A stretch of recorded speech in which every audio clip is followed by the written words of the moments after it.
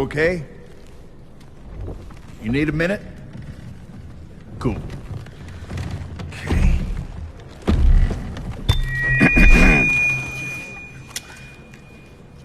Listen up, people. I know a thing or two about extinction. And let me tell you, and you'd kind of think this would be obvious, going extinct is a bad thing. And driving yourselves extinct? In 70 million years, that's the most ridiculous thing I've ever heard. At least we had an asteroid. What's your excuse? You're headed for a climate disaster, and yet every year governments spend hundreds of billions of public funds on fossil fuel subsidies. Imagine if we had spent hundreds of billions per year subsidizing giant meteors.